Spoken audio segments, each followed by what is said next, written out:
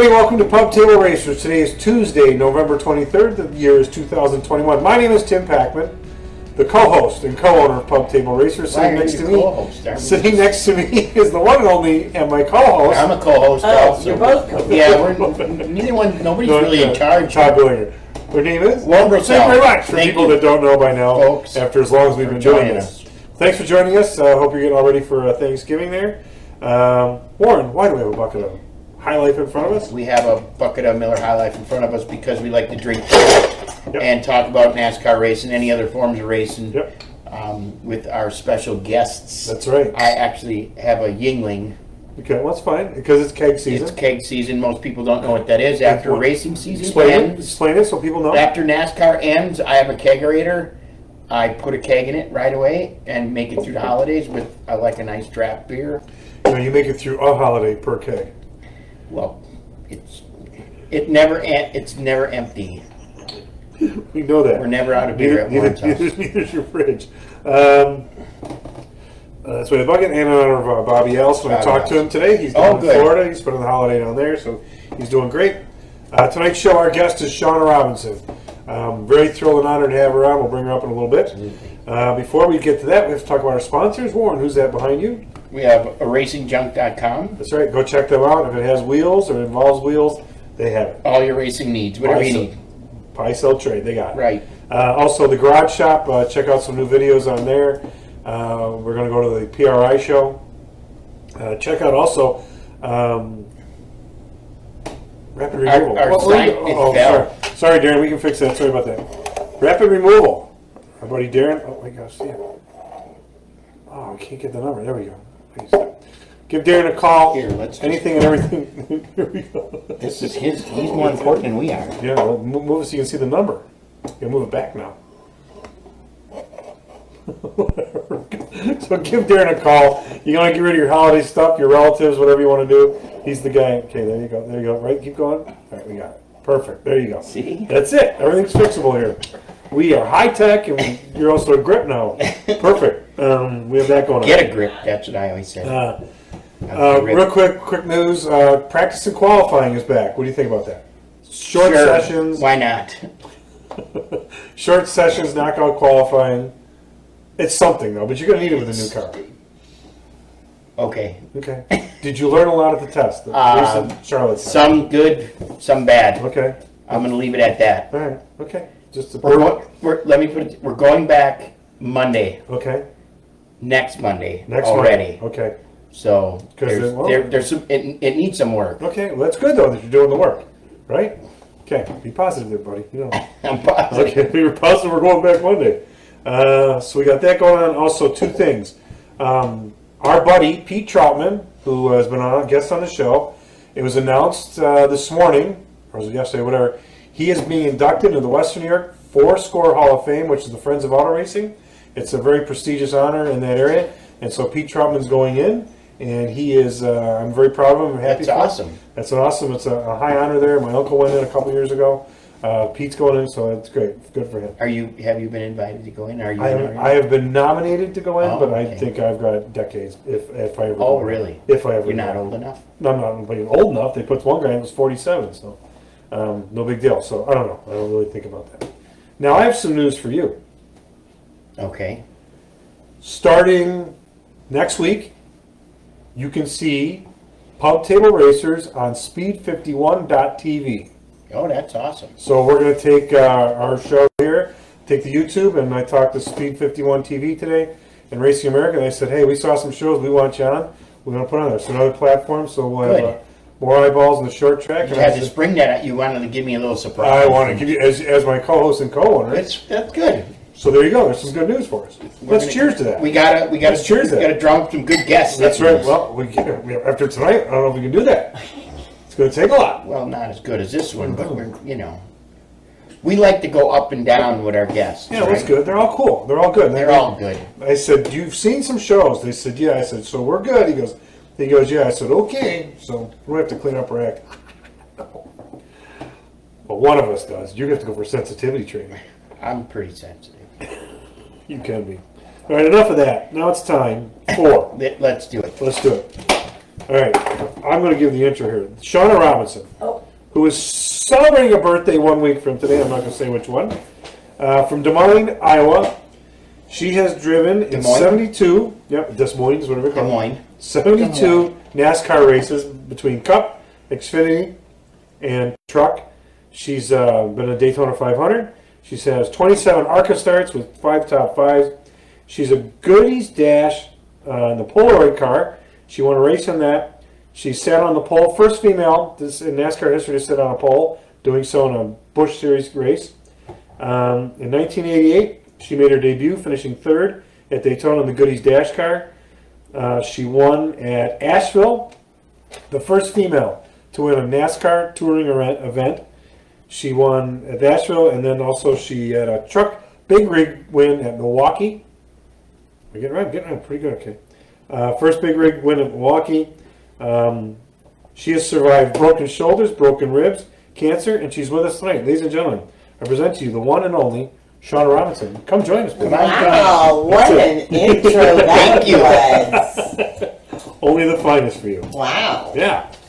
Let me have a seat. Have a seat. Scoot on up in there. Scoot on up in by us so you look. You got that beauty You're shot. taller than me, so you should be. I'm just closer to camera. That's good. First of all, thanks for being on. Thanks. Should we offer you a... Absolutely, in honor of Bobby. Sure, How could I perfect. not? There you go. Thanks for coming on. We're very honored. Cheers. Cheers. Cheers. Cheers. I'll get a You got picture your here in a second. Pennsylvania We got a sip of it. It's a Yingling. Dingling.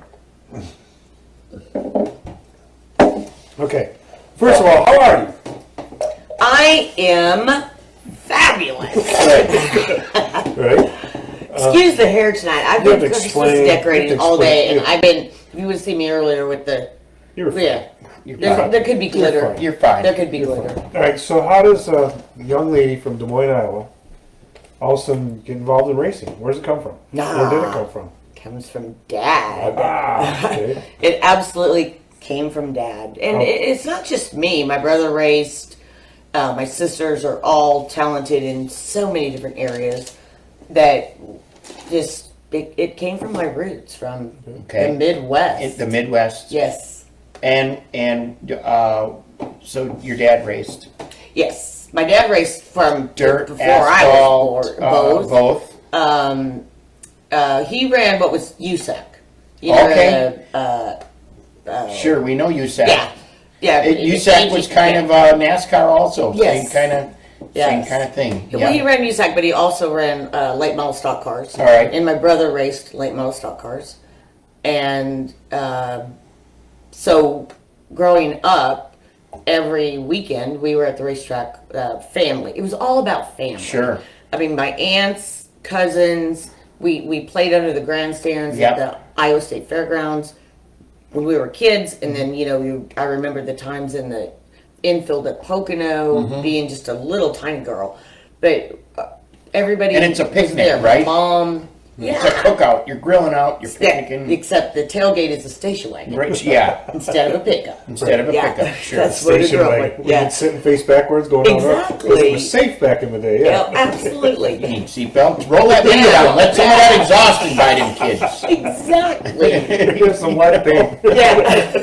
Hey, we're all still here. That's all I have to say. Eat a fruit pie. We're not sure what's Yeah, in it. eat a fruit But pie. that's frosting. I swear to God, it is. Yeah. God. I got a theory about the coronavirus vaccine.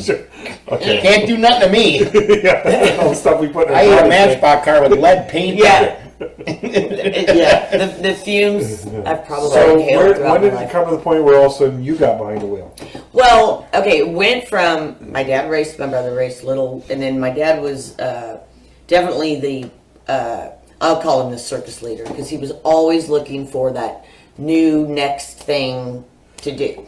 Inverting the field, first person that ever did it. Really? Yes. Oh, okay. At the Iowa State Fairgrounds. Is he a promoter too then? Yeah, he's a promoter. there you That's go. where Wow. it went, and this is where I came. All right. He's Nice. a promoter. We used to go to Daytona, and they'd have the promoters convention. Yep. Yep. And they'd have the Iowa party. Yep. I'm sure they had the Wisconsin Oh, party. sure. I don't think they probably had the Buffalo party. No, Buffalo had its own party. Trust me. I went to many of those. I'm going to them again. Yeah, go ahead. Well, there you go. I'm thinking there's going to be a mustache involved with that somehow. Anyway, so that's how it kind of began. Is he started promoting? I was 18. I was graduating high school, and this is a funny story. He said, "Why don't you go with me for the summer, and I'll teach you about marketing and advertising and all that." Well, little did I know, after my dad had passed away, my mom lived with me for the last 7 years, a few years ago, and so Mom tells me, and I honestly did not know this till just a few years ago, that, Dad just wanted to get you out of town because he did not like that boy you were dating in high school. I was 18. Right. 15 to 18, I dated the same boy, and he was a motorcycle racer. And he was like what you call a hood. Right. Like, Hell on wheels, baby. Yeah. Well, so Dad wanted to get you away. The bad boy. So Dad's like the bad boy. Bad boy, So Dad's like, we got to get her out of town. Yeah, it worked. Because then next thing you know, I started racing. And see, I grew up at the fairgrounds. I mean, we'd pack the track, and that was a heavy clay dirt track and black dirt, not red. Okay. And, just we grew up with, I knew how to ride a motorcycle when I was itty bitty. It's anything because it was always kind of around. It was there. We weren't wealthy by any means, but Dad would always bring home fun toys. You just never knew how long they were going to last, and then he would sell them, so they would be gone. Wait a minute, I was just thinking that, Yeah. Okay. So, but to make it more serious, I went to, the first race was Toledo. They were unloading the trucks. These are semi-trucks. Oh, these are big rig trucks. Yeah, this is when he changed. He was promoting. He wanted to find something new. Right. So he's like, there's a whole nother market with over-the-road, the bobtails, commercial bobtails. Right. Yeah. So he did this little heat race after the feature at the stock car race that night. And so then he started this traveling thing. Okay. And with full-size semi-trucks. Right. Yeah. So at this point, it was stock trucks. Right. Like literally unhook the trailer and go race, which is if not anybody a smart doesn't know idea. what we're talking about, Smoking a Bandit. Yes, exactly. Cletus is driving that truck in a race. That's what we're talking about. Okay, got it. Yeah. Perfect. So that's how it kind of began. But I went to Toledo to when he would give me advertising budget, say $6,000. Yeah. Like, we're going to be here for the week. You need to find, this is like the yellow pages, you get the book. Oh, God, find the 3 TV stations, 1 newspaper, and 1 or 2 radio, and then split your money to buy advertising time. I had the beta tapes to go for the reels. I mean, it was all, that's what I was getting ready to do. And my brother raced, and it was like bringing in this different kind of race. But what he didn't know was going to happen, which I didn't either, but I'm like helping unload the trucks off the trailer. So you're driving them. Oh yeah, because I knew. Right. Well, we used to follow him to pick up trucks when we were before we had our driver's license. Yeah. So I was helping unload, and I just kind of took off on the little Toledo Speedway and started doing some laps, Making some hot laps. Yeah. Right. And he watched me, and he knew. He's In like, a semi-tractor. Yeah. Right. Yep. No so he's like, bobtail. oh, you wouldn't be able to handle it if you went out there with the, with the guys. with the guys. Right. You would be able to handle. Oh, he knew exactly what he was doing. Yeah. And so He was I raced that challenging night. you, right? Yeah. So I raced that night, and that sounds so weird. Like, oh, you just happened to race that night. Pretty much, yeah. Well, pretty much, yeah. Back in those days, you could do that. Right. And but then really after a year, so then the advertising changed, because then I would go to buy the advertising time, and then I would say, "Could I meet with your sports director?" Which they never came in until 3 or 4, so you had to go back. Yep. And then I had my little folder, and I'm like, I'm a driver. Yeah. And then I'd get interviews or get set up for promoting the race. Yeah. I learned a lot. Was And he that? taught me, and my dad was like street smart. Okay, here's my father, which probably people won't really agree with this, but my dad was the one who's like, you don't need to go to college because it's all a bunch of money that gets spent, and then you don't get what. I'm not saying that in a bad way. You don't always but he get back was like, out of it what you you put need into to learn how to negotiate. You need to be street smart, and you need to read people. Got it. Yeah. And That third one took me a while. that isn't a bad. All right. That's not a bad. But way he to raised think all of about us life. like that. Yeah. He raised all of us. Not to, I'm not saying I love that my kids went to college, and I Right. love Oh, that. absolutely. Yeah. So, not saying that's a bad thing. So let me ask you this: was that a good promotional thing that a woman was driving those trucks? Did people want to see you come drive that truck? You know, did that work in your favor? Yeah, I'd say 80%. Yeah, at easy, I mean, people 80%. are probably cheering you on. You know, you're beating guys. Very few that did not do. Like they were probably Nick's racing right anyway. They were more like, let's only do this. But no, absolutely, it did help. But it wasn't really about that, except that was part of my job. Sure, because that was my job to do. That's what I was getting at. But it was more the driving part of it. You know, it started out as kind of like a fun challenge thing. But no, a year into it, then we bought a truck from the Gator Series, which is another level up. Spoken to man at work. But these trucks were more modified. And then I ended up getting a sponsor. You got serious about it, let's say that. It took a year to say, this is what I'm going to do. And this is the direction I'm going to go. And I'm serious about it. And I'm serious about it. And I was, because let me tell you, all my friends, like you went to high school with, you're 18, 19, 20, they were, you know, they all were doing their things, and I would be gone for 3 months. I didn't really have that social, normal life. Hang out the lake, Yeah, no, I was traveling and learning and becoming a race car very driver. serious about So you went from a novelty to a novice to a professional. Yes. Very good. That's good. Yeah. So that's pretty cool, actually. And you're not even 20 years old yet. So no, not yet. It's your formative years. So you and in those days I went to France and raced twice. Raced in Mexico. Got Dryden Oil as a sponsor. Moved to Philadelphia from Iowa with no car, no place to live, no furniture, nothing. And the worst part was I didn't have a dog that I could take with me because I had to leave my dog at home, and I'm a dog person, so that was hard. But so I was in a hotel for like maybe a week till I found an apartment. I got a company car. Had to go to oil school to learn about heavy-duty lubricants. So you could talk. Yeah, so I'd have to go to shows. Just being the pretty face. Yeah, it was a job. But I mean, it was a job. And then I raced, and then I became kind of a northeasterner to where my tracks were Flemington. I consider that my home track. Okay. Flemington, Lebanon Valley, Real Middletown. quick, Dave Chenette just says you won at Lebanon Valley. Yeah, I did. I also flipped at Lebanon Valley. Okay, in a big truck. In a big truck. Big truck. Yeah. I won at Flemington 2 or 3 times. Okay. That was huge. We found out earlier you raced at Ransomville. For my Western New York friends, you raced at Ransomville Speedway, where I used to be the announcer there. You did? Yeah. Well, no, you weren't the announcer then. I started there mid-90s, No. That's all right. The Dalai Lama. I would remember if you were there. I could not think of what it was that reminded me of Buffalo, New York. The Dalai Lama. It's the first time I've ever seen the Dalai Lama chanting on the streets and walking through downtown Buffalo. I missed that. I don't know why. I remember the hot dog carts. Like, what is this? But anyway, that's a Buffalo memory. Okay, good.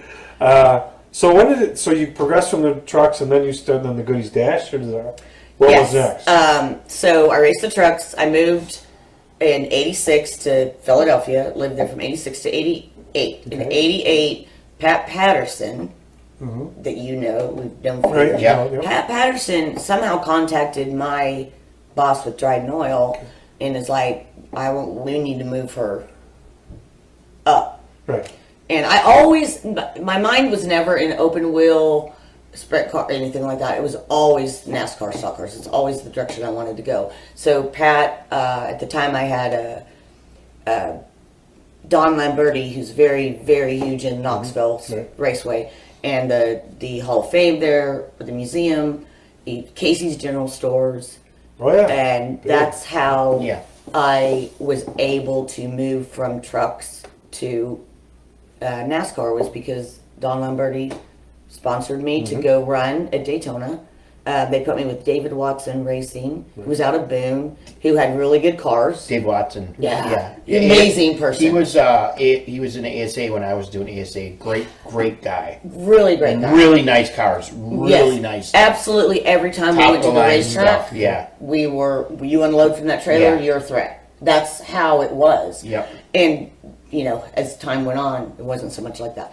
But so David Watson. Then I moved to Boone. So moved from Philadelphia to Boone. Wow, that's a big jump. Yeah. Well, the big jump was Philadelphia because I had never right. sid cars on the side of the road with our tires all stolen and like, where am I? It took me 2 years to love it. Chicago? Yeah, and I did. I did end up loving it, but then that was about the time to go. But so I moved to Boone, focused 100% on getting to know the team, the tracks. So I was this unknown, oh, you're big trucks, you know, what's she going to do out here? Right. Well, I think as far as gaining respect, earning respect, 100%, media did not matter to me. I always looked at it like, the media will come if we do something. If you do something good. But you go out there and you get it all, then what's going to happen? Right. Then, yeah, then they're going to be all over the place. And, you know, that's even more pressure, too. It's like, put all this on and then let's just focus and have a good car and do good racing. Do good things. And with David, in fact, we did finish third at Daytona, but let me tell you a little story behind that. Okay. We got the pole. Then they said I had a legal carburetor. So Jan Smith was my engine guy, and he swore to me, he's like, I swear, we are not doing any of that. They took my carburetor away, and they gave me another carburetor. And then I qualified the next day. I qualified the next day and went faster than I went the day before. With their carburetor. Okay. And so I had to start 21st. So I'm running third, and I lost first and second gear. So the last few laps of the race, I only had third and fourth gear. You still finished and third? I finished third. And that was a goodie. Yeah. Goodie dash. Yes. And then the next race after that, we got the pole, I believe, at, was it Rougemont? No, it was somewhere in Florence, South Carolina. And then we went to Asheville, and I won. Third race. What was that like winning? You know what that was like? That was like amazing. And David Pearson was there. Wow. Yeah, David Pearson was there. Elmo Langley was there. Jeez. There were so many. I can't even. I'm sure there's a lot. Let me ask you this: do you remember who you were racing in the Goodies Dash series up there that you beat? Larry Cottle. I was going to say there had to be some pretty big names. Wade Carroll, Larry Cottle. In some of them cars, because a lot of people came through Goodies Dash. See, Davey Ellison and Michael Walter both kind of came from the Dash cars. And there is no Dash cars now. No. That was that was an entry level. Yep, it was a 4-cylinder car that was NASCAR. Yeah, it was Sunbird, Pontiac Sunbird. Sunbird, and I think there was like Monzas and you know whatever they were. They were a compact car, a compact car that was a NASCAR series. Yeah, they were able to run speedways, which was huge. So we ran short tracks and speedways. So see, that gave me the breaking point to be able to run. I mean, running Daytona and running Talladega and running Pocono, it gives you the ability, Michigan, Atlanta, gives you the ability to move up. Right. To know that track. Yeah. Even though it's in a little smaller car. Yeah. I'll say it like this. It was the truck series before there was a truck series. You're so right, Warren. Wow. That is the good way to put it, which a lot of people didn't even know it existed. But that was... my dad used to always say, you have to be the first, you have to be the first. And I'd be like, stop it, that's too much pressure. And let me tell you what, when I was, it was a pretty big deal. So you were Rookie of the Year, most popular driver in '88, then you repeated as most popular driver in '89. I finished third in points both years. Right. But I mean, you made your mark. I won races. I mean, I won it, I won it, in the Dash cars, I won it, Myrtle Beach, Asheville, Georgia. I can't think of the name of the track. So you went once. I hate to use the word cute. That was nice. But then you kept winning, and your fellow competitors are like, "Hey, this woman's like for real. This isn't just some big rig driver putting the Goodies Dash car to give us popularity." You weren't a fluke. Yeah, you weren't a fluke. No, you were a threat. Right. No, what mattered to me was that I was not necessarily making friends, but I was gaining respect in racing as a driver, and that to me is what it was about. You gotta earn it. Go ahead, bump me 5 times and see what I do back, or Bob, it's you gotta earn it. Did you ever wreck anybody? Did anybody really tick you off and you turned them? Oh, well, not in the there's a few maybe not in the dash, but give us one. Oh, no, in the dash, it came in my head when you say that. The classic Dale Earnhardt bump and mid. Right. Yeah, I did that a few times. Okay. Now, I take out Dale Jr. at Texas. I didn't mean to do that. It wasn't on purpose. You were just on his show. Yeah. Did you guys talk about that? Yes, we talked about it. It was hysterical. He gave you the finger? Yeah. That's right. You And then I went and gave him a damn... I'm your mother! Do not disrespect me like that! How did he take it? He was like, I'm sorry. Well, and then he was very timid back then. Yeah, he was very timid. But the funny thing is Tony Sr. was on the radio, and when it happened, the wreck, which was not intentional, and I had gone into turn 1, it's turn 1 or turn 3, and my car was so tight, and I just went up. Yeah. And so he's on the radio, and he's like, damn, I think she's still mad. And Yuri's like, well, it's your damn fault. You're the one who created the situation. So I didn't know this is a Busch series by now. No, this is Cup. Oh, Cup. This isn't Cup. Oh, okay. Oh, no, this isn't Cup when I drove the BAM car. Oh, yeah, BAM car. Oh, yeah. No, I raced with Dale Sr., Kenny Schrader, Ernie Irvin in Busch cars. Okay, so I Dale, you wrecked Dale Jr.'s car, so yeah, you know, you had to fix it. I had probably had to. You were probably cussing at me because I know he was. No, it's job security. Yeah, I didn't cuss at all. No, I fixed more of Michael's cars, so it's all a blur. Yeah, I drove for Michael too. In his errands in the Busch car. Right. I remember that. I remember that. When you were moving up and you had more opportunities come through, where did you have an agent? Did you handle it all yourself, or was there because you said about the negotiating your dad, or was it? Yeah, my dad was big with that. He was my everything. He passed away in '93, but at one point prior to J.D. Stacy had approached. J.D. Stacy, there's a guy. Back. And Robin McCall, who's Robin Dallenbach, was driving a late model car for him, and he wanted me to come on and be Team 2. Okay. And my dad's like, no, she's not doing it. Because he didn't want me to be a Team 2. So he was very big on that kind of stuff. And then later on, I got with marketing, Ted Condor. Mm-hmm. With marketing, with Jim Vergata was part of it. And there was a lot of Rolf Schnurr. There was marketing people that came in to help handle that. To me, and I'm sorry to interrupt. To me, you were coming into the sport when we were in our heyday, man. It was that them '90s and in all the way to 2000. It was like a money pit of promoters and sponsors and people you couldn't trust. Yeah, there was definitely a qualifying list. You had to make the race. And there was a lot of different owners through those times. From '90, I did dash in '88 and '89. Regret would have probably if I would have stayed with David Watson, and we grew. But I was impatient. I wanted to be in the Busch series. I wanted to move up. So then it was limited schedules, limited, and that's never a good plan.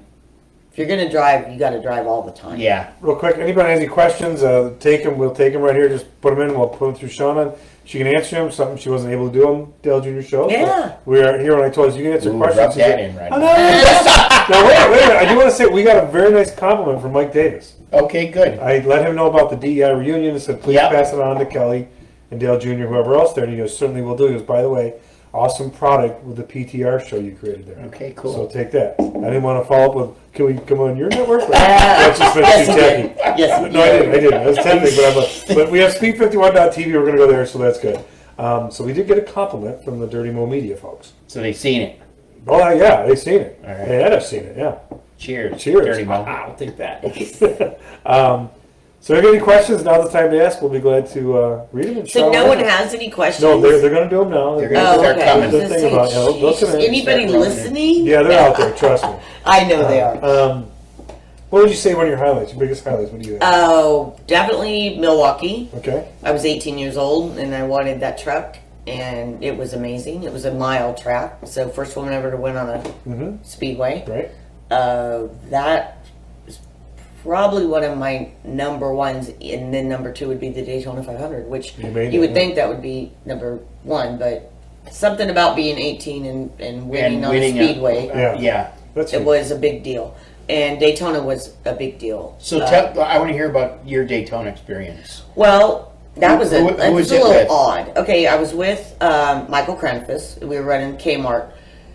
This is before Daytona. I was running the Kmart ARCA car, and then we were starting to do some Cup. We did Michigan. Yeah. We attempted Texas and somewhere else, but didn't make it. And this team, Beth Ann Morgenthau and her husband Tony, Bam approached me. Well, actually, our marketing guy approached me, and I didn't even think it was for real. I'm like, "Are you serious?" I was kind of like, "Why don't you put?" Because I want to start a new team. They have plenty of funds. Why don't you put like a veteran in the car and then put me in the Busch Series full time, good ride, good learning? Yeah. Well, no, they wanted to do Cup. It was the only way they wanted to go. So I'm like, I'm not afraid. I'm not scared. So we had a new manager, a new crew chief, new driver, new team, new everything. But we did go to Daytona unsponsored and qualified for that race on time. Perfect. And that's back then that's huge. Qualified 36, you finished 24th. Yes. But I finished my first 500. No, it was my second 500. You probably sent 10 cars home. Yeah. Oh yeah, back then. That's you know, I went with Rich Bickle in the Tombstone car 2 years prior. And this is a funny story. Jeff Clark, Roush Yates did the engines for that car. Well, the engine something happened, and I ended up not being able to. I couldn't even do like oil pan failure. Right? Something anyway. It was bad. We didn't make it. So that was the Jeff Clark story. I think he made up for it later on. You married him 2 kids ago. Yeah. 100% greatest guy in the world. And you got a couple great kids, right? Yes, we do. There you go. How old are they now? Now they are 24 and 25. Jeez. I still remember them when they were. I know. We have a question, Mark Schmuck. Is it true you once ran a race only to scuff tires for Dale Earnhardt? Okay, guess not. I don't actually remember that. Run a race. No, that doesn't make any sense. I think you're wrong. They come in. So you're going to get. I want crazy. There's always conspiracy theories, right? And did you scuff tires for Dale? You know, I want people to know that. First of all, Beth Ann Morgenthau, Bam, her husband bought her a NASCAR race team for like an anniversary present. It was a birthday. Hey, honey, what do you want to do with all these billions of dollars? I don't know. I'm bored. Let's get a NASCAR team. You know, and that's why we don't do it anymore because that's why. How do you make $10 million in NASCAR? Start out with 20. Yeah. I'm just saying hi to people that are tuned in here. Staff, Tom Beatty. Tom Beatty says, "Welcome to the show. Sorry I didn't get you the sponsorship from Jafra Cosmetics back in the day." Tom told us about that. He's supposed to get you some cosmetic deal back in the day. So Tom Beatty from New Jersey. I do remember that. Okay, there you go, Tom. I think it was timing on that because it would have been a great situation. I remember now. He told us that he had it all done. There was one person had to sign off. The one guy goes down with it. Everybody else was on board. There was one guy at the top didn't sign off. There was some. There's a few stories there. There's always somebody. I appreciate him. Always somebody who wants their cut. And when they can't get it, they get mad and they shut it down. Right? Well, that's about it. So first of all, we have one thing we didn't talk about. You went through a bout of cancer for a couple of years, and you survived it, and thank God you did. Yes. We appreciate that, and cheers to you for your toughness. I mean, you survived. I didn't know what was going to happen or what to do. But then it's like, okay, well, your first move is you got to figure it out. Like, okay, clean the slate. This is priority. Let's figure this out. And of course, it's like boom, boom, boom. Like, let's do whatever. But there's a lot of stuff involved. Blood work, the process. So things took a little longer with me because of reactions to some of the medications. So it was longer. We did chemo, hard chemo. I said, just curious, when's my hair going to fall? 12 days. 12 what? I'm like, I wasn't expecting that answer. That you were and let me tell you what. Oh, no, but when it grew back, it was so crazy. It grew back. Was it better? Yeah, way thicker. Now I'm getting older and it's getting thin. All that crap on your hair. But there was like a gold, blonde area here, and then it was kind of darker, and then there's a little red up here. I'm like, this is crazy. I had people stop me on the street and say, who did your hair? I'm like, just God, back. God. I think it was punishment for all the different hair colors I tried to grow out. That's what I'm saying. It did grow back. There's so much bad stuff to your hair, and when you're on chemo, you can't, and then it grows back, and it's like, oh my God, my hair. Which one am I? It is. And then you get a little, then all of a sudden it's like, where's my hair? And it gets thin, and it's like, what happened? That's called age. But no, the thing is, the eyebrows, the body hair in general doesn't really come back. Okay. The feelings, I had 18 lymph nodes in the left side, and it was a process. But hey, I got through it. Now. You're through it. Good now. I am. I'll cheers. Good. You're amazing. Cheers to that. You're still amazing. You survived wrecks with broken ribs, broken shoulders, all the BS you survived in racing. Right. And then this comes at you, and you're like, okay, you know what? Well, listen. I got to hand this. Listen, I wouldn't have had that opportunity without the people I had around me. Good deal. That's what that was about. It was about Sue Clark, Jeff's mom, my mom, my mother, my sister, my family. Basically took care of things, and then I moved in with Sue in Charlotte, and she took care of me. She took me to every chemo treatment. It's the weirdest thing. You go to chemo, right? And then I'd leave there, and I'd be like, I want a banana split. I want a hot fudge sundae. I want to go to a movie. Like, I would do the weirdest stuff. And she would take me to get a hot fudge sundae, because that's what I wanted, or a banana split. Michael Bama Williams says, only driver to make Reno speechless. Damn. Absolutely. Was there a story? No, there's a story. Come on, share this. There. You know that. Sure. There's definitely a story. Well, it's time. That's where No, it's a funny story. Okay. But it was 2004. I've been trying to get a sponsor through 2000. Wait, I say 2005, but this is 90s. See, I did that last time I talked about the story. It was 94. Right. 95, I spent just trying to get a deal where I'd be with a good team, good ride, a year went by. Jeff and I had been married 2 years. So I'm 30. So it was kind of like, we'll kind of plan on that. So prior to every single race, Purvis was driving for James Finch, Mark Reno was crew chief. Every bush track, ARCA track, anywhere I'd go, I would always go over to their hauler and be like, if you just give me a chance. Because there's a guy that never, ever did not have top equipment at the race. James Finch, no matter what. And he didn't run full time, really. But he always had the best cars. Give me a chance, give me a chance, give me a chance. So I get the phone call. It's right before Daytona testing's getting ready to start. So it was like November, December. And Mark Reno calls and says, hey, we're going to go ahead and put Purvis in a cup car. And would you like to come test for us and then run the ARCA race in Daytona? I'm like, let me call you right back. I literally went, I'd already kind of knew, but I hadn't gone to a doctor's appointment yet or anything, so I went and bought like literally 5 pregnancy tests. Took them. And then I called him back. Now, it was early. I could have done that. No one would have known. It's just not, I called him back and I'm like, all right, listen, you know how bad I wanted this, but listen, Jeff and I have been married a couple of years. Things have been like the career thing, and it's important, but anyway, I'm pregnant. Dead silence. Then he's like, in his little country way, well, damn, that's the first time I've ever heard that excuse from the driver. So, anyway, the silver lining. Yeah, true story, right? So that was 94, 95.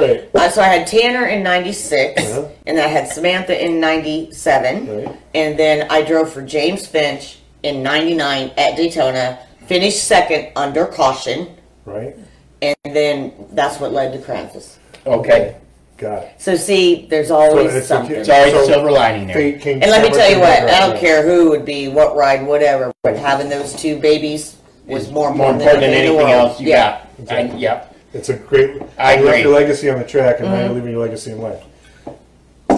Steve Tidmore, since I drive big rig, I want to hear more about that racing. Did you race Peterbilt's?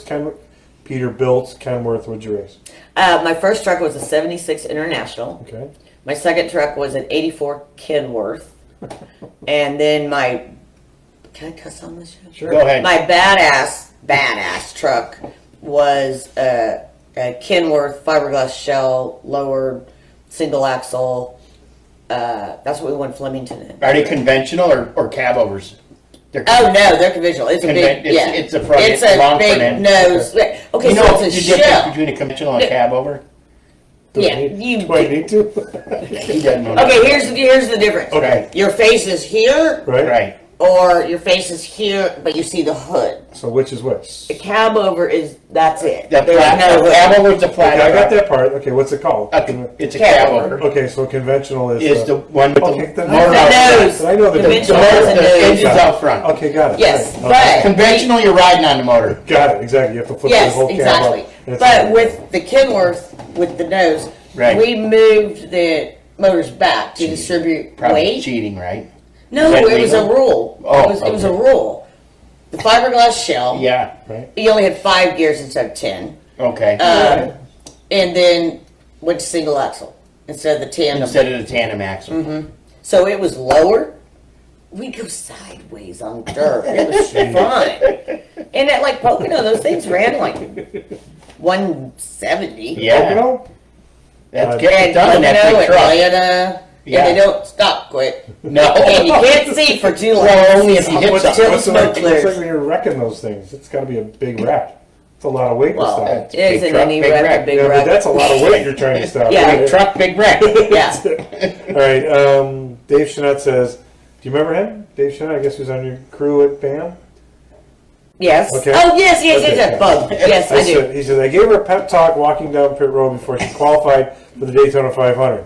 She was nervous as hell. I told her she could do it, not to pinch the car down. She picked up a great lap, got us in. Bam, boom. Oh, so cool, Dave. I think he was your car chief. Thanks for the pep talk. Yeah, I think Eddie Sharp was the crew chief. There were some great people on all the teams that I've been with. Yeah. You know, unfortunately, a lot of them, when they're not full time, it's really hard to It's hard to tell. keep track. Yeah. Jeff Haas, there's a picture of you getting in an Asphalt Modified. Did that ever take Yeah. that? Okay, where was That was that? Reggie Ruggeria's. Oh, really? Yeah, at Where- Riverside Speedway. Nice. Did you Yeah. run it or just get in? We had a dual race. Okay. And you know what those are. I know those are. Yeah. They're promoting things. I know promoting. There you go. But remember- anyway, it was fun. I met some amazing people in the Northeast. I kind of felt like I was, you know, just living in Pennsylvania Yeah. for 2 years and doing nothing but running all Northeast area. Sure. I mean, Connecticut. We were everywhere. And Thompson Speedway. That's You would know that one. Modified country, Yeah. big time. Yep. So- all over. So let me So ask you yeah, this. yes, I did. All right. You know, you talked about early on, you talked about your NASCAR, wanting to be NASCAR, not open wheel or not. Yeah, definitely NASCAR. all the So way. I want to ask, because I feel like this doesn't happen enough. Was there drivers in NASCAR that would come to your local speedways and your tracks that were driving that made you want to be like them? So when I'm growing up in Wisconsin, Bobby Allison used to come to Wisconsin, and Earnhardt and Waltrip and Bonnet, and you know, and that's why I wanted to do NASCAR, because I got to meet these guys, and it's like, man, these guys are awesome. You know, was it like that? No, let me just tell you this, Warren. That's probably one of the best questions I've ever been asked. Because Okay. I've never had to answer this question. And let me tell you what, didn't have anything to do with that because I didn't know anything about the South. I grew up in Iowa, and then I moved to Philadelphia, so I'm like Northeast. But just growing up in Iowa, growing up with my father, A.J. Foyt, was like a driver of all drivers. He could drive anything. Yep. So I kind of like had that mentality, and then USAC kind of gave you that mentality. Well, because after 84, when 85, 86, 87, 88, and I went into stock cars, I was focused. So maybe 88 is where that transformation was of, well, I always knew I wanted to go that direction. Right. But I didn't know anything about the South. I knew the drivers. Neil Bonnet was one of my But you didn't know favorites. about this racing here, right? Oh, no, I knew about it, of course. Right. I mean, I knew, but it was more, it's oval track racing. Okay, And all right. It's oval track racing. And that's what I was doing. And with trucks, I would go to a dirt track, an asphalt track, a speedway, a short track. Overseas, where you driving road courses with them? Yeah. So that's why I think it was about the fact that it was stock car racing. It was American. It was hometown. Okay, it was family. Right. It was like, I don't know. I felt like that was part of my blood. I always wanted to go that route. Right. So I knew, well, okay, even when I was in Iowa, and after 89, or before I moved to Pennsylvania, I was thinking, okay, if this is going to be a career, I'm going to end up in the South somewhere. Like, I'm going to end up in Georgia, North Carolina, South Carolina, somewhere. Where did I end up? Philadelphia. I'm like, well, this didn't quite work out that way. Close enough. But there was a reason for that, because then I got all that experience in the Northeast. And up there. And I'll tell you what, any racer, look at Max McLaughlin's son. Like, Mad Max. I don't know if you follow him. His mom is a good friend of mine. But he is racing his butt off. And I think all the time and doing well. Right. So I think that's a name you're going to see in the future. Chase Briscoe, name you're going to see in the future. Right. There's these racers that are true racers, and in my after that year of kind of the summer and what am I going to do with my, you're 18, 19 years old. I think when it got into the 20s, it was absolutely 100%. This is the direction, and that means you're not going to get to really hang out with your friends or have like the normal life, but I don't think I've ever been normal anyway. If you're in this business, and none of us are normal. Exactly. None of it is normal. That is so true. It's like we talk. It's a drug. You get in, you get out. Yeah. Like how you talk about your summers, and hey, you gonna come to the cottage? I gotta go. Right. I'm at the racetrack. Well, what's there? And that's just how it goes. Yeah, and it's work. And then people think, oh, you're so lucky. Yeah. You get to go to the racetrack and do it. I'm like, it's work. But we choose it. But we chose the whole thing. Yeah. You maybe didn't have a choice, but it sounded like it's not a choice you were fighting either. With your dad making you go, no, you were all in. Yeah. I mean, he was 100% supportive, but he was definitely not. He didn't push you. He would say, Okay, he was just. I think he felt that I had a natural ability. Honestly, he felt that there was something there that was talent, and then I made my way without it, and that was hard. Right. Sure. When I lost him, because he was my kind of like. I'll say it like this. Once you're a kid, right, and you go and you win with a team. You win with even if it's a dirt track, it doesn't matter. You win. You're in victory lane. You get your picture made, whatever it is. I think I was 16 or 17 when it happened to me, and it was like, this is the best thing ever. Yeah.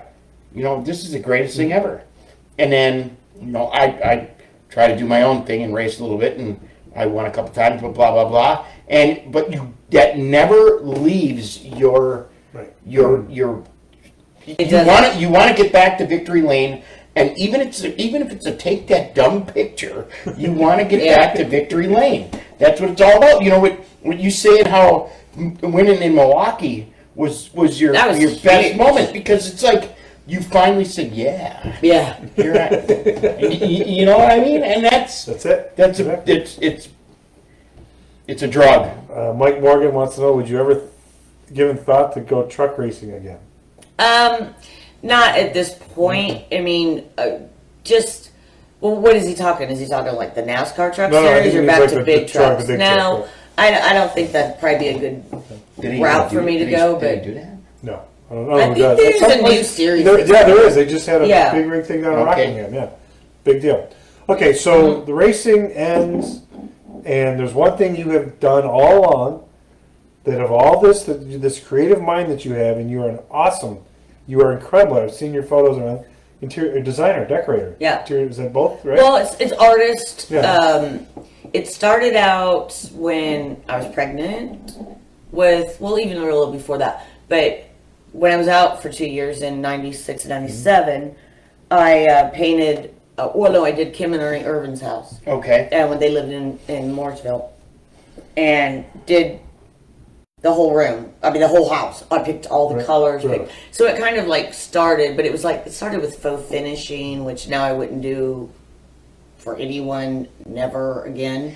But it was faux finishing, aging cabinets, painting murals. You did this Yeah. You did it. It's my mom. And my sister. Well, one of my sisters is like an artist. But you could instruct people to do this. Or do you? Oh, well, I just wouldn't advise anybody to faux finish a wall these days in any way, shape, or form. But give it 20 years, it'll come back. But you've done a lot of houses. Oh, yeah, I did all that. Decorating. I do. Some today, yeah. Yeah, today it was Christmas decorating, which is, I really only do for 1 or 2 clients. I don't do a lot, but amazing that. But no, new builds, Evernhams. When I was going through cancer. Did Hoptown. So I did Dale Jr.'s shop. I did Casey Kane's shop, and then I did Martin's shop. So when you say like that street, what happened? Okay, go ahead. Right there. Well, I've done everything in here myself, and now I'm like, oh Jesus. I know. I gave you a thumbs up. So when you say like you like the layout, I the say when I colors, do that, I mean if it's a new build, I work with the builder from the very beginning. Select exterior, interior, floor, walls, tire, any lighting, everything, anything and everything, and then I add my specialties to it with Dale Jr.'s. What makes you feel really good is when you go somewhere and you see your stuff you did 12 years ago, 15 years ago, and it still looks good. Yeah, because there's some that I'll be like, oh my god, we're going to change that. But no, with Truex House, I go there and it's still beautiful. It hasn't really aged. And Sherry, we work together a lot, and we'll change some things out. I did the Marco Island house, totally different. Really so you got nice. like a modern. This is awesome. And then Evernham was the condo in Amelia Island. Right. Totally did a redo, going through radiation. Finished chemo. Went to Jackson Mayo Clinic. Certain contractors you go through, or you? I found one there. I did all that like work 3 on or that. 4. I did all that work See, there you go. myself. Okay, well, I could use a contract. If this blows up, you know what I mean? Yeah, I did just There's start 980 tiles. Yeah. You know exactly 980. I did 30 a night. Oh my god. You have a man cave. The sign says man cave, okay? I tell you, well, we do it my buddy's man cave. I never say it's in the basement, but it's the man cave. And so that's what we go with. Well, you did a great Great job. Did you put every one of those bottle caps on that top? I did that too. I knew it. I made the table. Yeah, you made the table. Yeah. I just write words. That's all I do. I just write words. words. That was a fab guy in me. That's it. You're good with your I'm just good typing. I'm trying to get to maybe if this blows up, I got somewhere. No, but I was lucky enough to honestly. Excuse me. I didn't really want to get out of race. I didn't want to get out of it, but it was like 2005. My kids were getting, they're in sports and all kinds of stuff going on, and I was driving for a Bush team that I did not really care for at all, and I'm not even going to be silent about that at all. Terrible owner car situation. I was not a start and park. I was never going to be a start and park, and if you're trying to make me one, then I'm out. And that was Bassaret. That was back to the very final end. Right. And so I kind of had to close the garage door on it for me, visually, to go out of something that you've been in for 25. It's your whole identity. Yeah, sure. Identity. Yeah. So I did, and then what I did is I found another creative space in my brain, and I have second passion. And it sounds like you're running with it pretty damn good. Well, the happy chair thing, I started it first. Oh, that's right. Remember that? Yeah, that was huge. Whoopi Goldberg. Yeah. What? Miranda Lambert's place in Oklahoma. It's not her home, but it's her bed and breakfast. Sure. But these are about 8 pieces. One whole room is all of my stuff. Okay. And these are things you created from you just made. Yeah.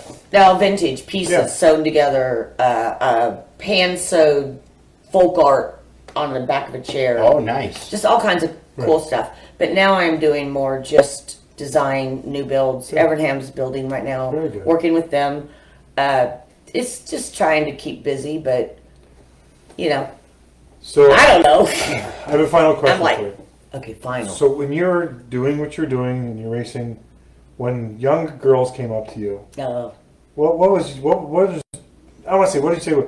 What did you feel your responsibility was? Because you were looked up to, and we talk about the Jennifer Joes and the Danikas, and they get that. But there's these young girls that wanted to be you, and which is so cool because that was prior to. You're a trendsetter. I mean, that's so prior to though. See, I didn't really see that. I mean, now when I was 19. Yeah. After the first year and the 19, and little girls would come up to me and they'd give me a rose or something to sign, and I would.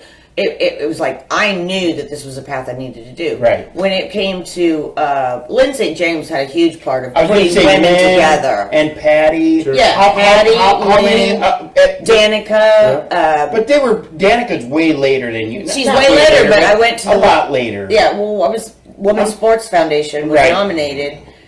The second year, and Danica was there. Lynn had kind of brought her in. I think she was racing out of the country, and Lynn was like, "She's going to be the next thing." If it wasn't for Kelly Earnhardt, that's how Danica came in. Sure, yeah, we know that. Right, yeah, so. And that's amazing. And Kelly Earnhardt was somebody who looked up to me. Sherry Pollux is somebody who looked up to me, right? Because her dad was in it, and that's right. And so they're little but I never really looked at it. I just. You never want to go back and say, well, what if? You don't want to have a downer about it. No. So I have an up. I have to be positive about what I did have the opportunity to accomplish and all the things I got to do. It was a lot. Now, let's just imagine. A lot. Let's just imagine if I would have raced in 2006, and let's just say that a good owner, Rick Hendrick. Let's just throw it out there. Or you would have put me in a car. Or maybe Tony, like he did with Danica. Yes. It wasn't the right time. Kelly's the reason that Danica got in, and I think she had to beat some door down to make that happen. To make it happen. And to go in like that was amazing. It was, what if? Mm-hmm. And there was a lot. But there's no creativity on that what if. No, there was a lot of money involved there too. With the GoDaddy. Absolutely, that was whole. So and there's no. We all know question. That it doesn't hurt. Danica was great for the sport and great with herself. And everything she did was great. She was horrible for the Packers, but great. Yeah. But the thing is, during your time, there wasn't all this social media. There wasn't all this. No, there was You didn't have all that. Didn't exist yet. Propel you. Well, look at Keegan with the social media. Yeah, sure. I mean, imagine if you had people can totally follow. And if I was better at it, I need to get my daughter to really help me. But I could do some stuff I made a literally forest in Truex's living room of Christmas trees. Nice. Because I'm I'm going to do the same thing the last 5 days, basically. But if I could get to where I was better He's not in there in camel right now. No, he's in Florida. Quick question. You still get fan mail. We were talking about you said you still get fan mail. And I do. It still blows your mind that people reach out. It does. But it makes you feel good, though, right? Absolutely. So I love it. You know you left your mark in the sport. You know you've made a mark in the sport. And it's so cool. It makes you feel so good. The fact that, you go to a racetrack now, which I don't do that often anymore because I don't feel like I have a place. But you go now and it's okay, who's still alive that remembers me? That's true. Because it happens. Well, I want to say it's super cool. Okay. I'm grateful for everything I've had the chance to do and people that I've came across along the way. And I'm very grateful for you as a friend. And I've always admired you and always looked up to you. You know that. Because I love you like a brother. You and 100 others. That's the problem. That's right. Yeah. I want to thank you for coming on. You're welcome. Thank you very much. We appreciate it. I appreciate it, both of you, Warren. Thank you, Tim. Heck, I'll come back. Okay. All right. Should we say it? Let's say it. Say goodnight, Dick. Say goodnight, Dick. Good night, Dick. Have a great Thanksgiving, everybody. Happy Thanksgiving. We'll see you in 2 weeks. Wow. Hey, another great show. Thank you so much, everybody, for tuning in. We appreciate it. We do this every Tuesday night. And Warren, I think the guests we've had have been fantastic. Phenomenal. And the people that are following us, we appreciate it. We're reaching 42,000 people a month. Can you believe that? And we appreciate you watching. And we're having fun. Hope everybody else enjoys it. That's it. And it's just a fun show. Bucket of beer. Guys sitting around talking about it. So keep tuning in. We appreciate it. Check out our store and everything. But we appreciate you people. And we will see you next week. Right, my friend? Yes, sir. All right. See you next week.